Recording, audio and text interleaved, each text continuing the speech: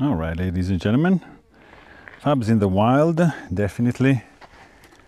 I'm in Saguaro National Park, and I'm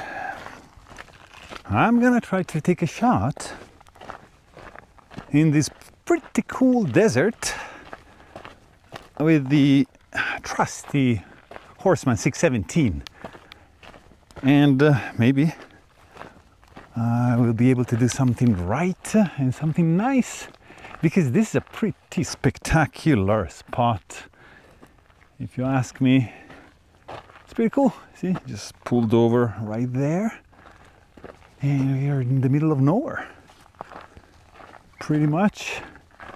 So I'm thinking, always be careful, by the way, because this is a spot for like venomous snakes, spiders, and all that kind of wildlife. So just be aware, be safe, use sunscreen because it's scorching hot. We're gonna use this guy as a subject, right? Because it's a phenomenal subject right over here. And I think I'm gonna shoot this way pretty much, right? So let's see, I think, yeah, we can do this a little bit more, maybe like over here, somewhere like over here, probably. It could be actually this spot a little bit. We want to keep that bad boy in the shot, so we're gonna have to walk a little bit backward. Here we go. That's it. This is going to be the shot. So we got to load the camera first. So just move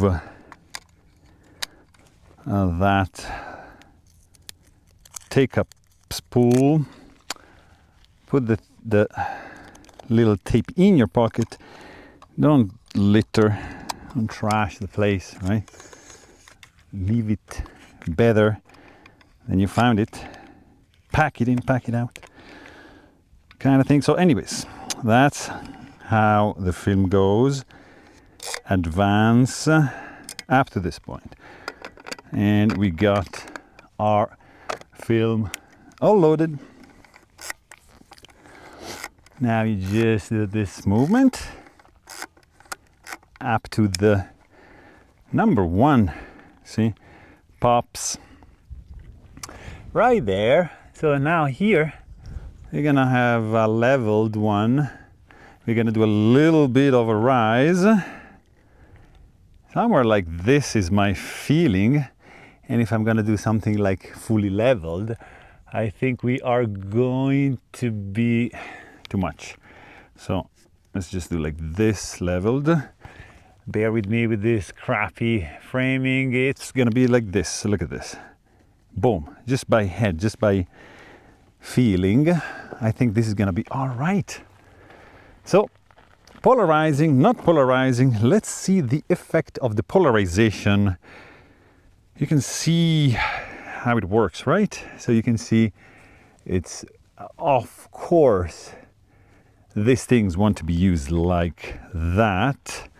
So there it is, and I'm just going to center it and angle it centered like this. So it's at an angle, as you can see. And then I'm just gonna check the exposure for the shot. It's pretty quiet out here. Not complaining. We got a 2.5 center filter and I would say 1 point something. I'd say 1 stop polarizing filter. So it's going to be 3 stops out of the 400 that we got. So we're losing a bunch of stops. Anyway, F16 would be a 15 of a second. So we're going to do 8 of a second at 22, and you're going to do 1/4 of a second at 32, which is a little bit overexposed. So let's do a little bit something like that, because we are a little bit overcast, a little bit of kick. And Let's guess the focus, because we're shooting at almost 32, so we could go down to 2 meters, which we're gonna do because we want to focus like at this tree right over here, which is gonna be like 5 meters. So I'm gonna just tighten that thing up. And because we care more about the foreground, so we want all those good stuff, all that good stuff absolutely focused. Remove the dark slide, don't be a fool. And make sure that everything is tight and triple check everything. And I think we can confidently take this shot in 3, 2, 1. Yeah, look at that sound. It is pretty cool to hear this buzzing, this clicking in the desert. Always do this operation right after you took the shot, because otherwise you might incur in double exposures, which you do not want, because I mean you did all the efforts anyways. This is probably going to go all right-ish, I hope. And I really hope this turns out nicely, because it's a pretty cool place, right? Look at this. I mean, can't really go wrong in a place like this. Anyways, if I did everything correct, you're gonna see some shot right afterwards. And really hope you guys enjoyed it.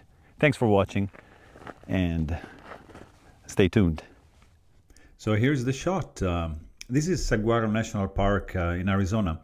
And you know, this place feels like this is the edge of time. It's quiet, it's vast, it's lethal if you're not paying attention. You know, these are saguaros, these trees right over here. You know, they stand like silent sentinels.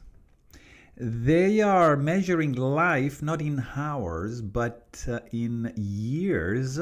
You know, it might take 75 years just to grow this little arm first. Yet, sometimes they even fail. I don't know how long I stood there before pressing the shutter, maybe a few minutes, maybe a lifetime, it doesn't matter. What matters is this happened.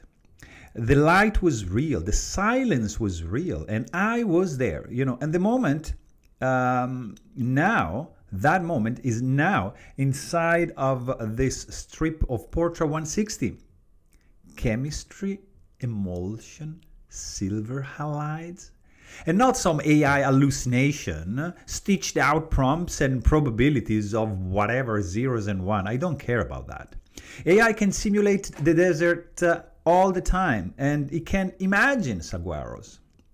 It will never feel the heat. It will never feel the stillness and the low hum of mortality hanging over a sunburned landscape like this one. It will never know the danger of dehydration, the bite of a rattlesnake, or the awe of being so small beneath a landscape with a sky that doesn't care that you exist. You know, photography. This is real photography. It's not about perfection. Again, I said this multiple times. It's about the proof. And that moment is here. And once alive, it's going to be always here. You know, impermanence can be held in your hands. Briefly, of course, on a piece of film, like this is. Everything will fade. Everything will fall. But this one frame, this is still breathing, guys. And it's very, very, very nice to be able to grasp a piece of reality like this, as you would like it to be. No, as it is. And I was very lucky to be in this moment, to just create this memory and this little chunk of reality impressed on a piece of film. So there you have it. I really hope you guys enjoyed this video, and thanks for watching. Stay tuned.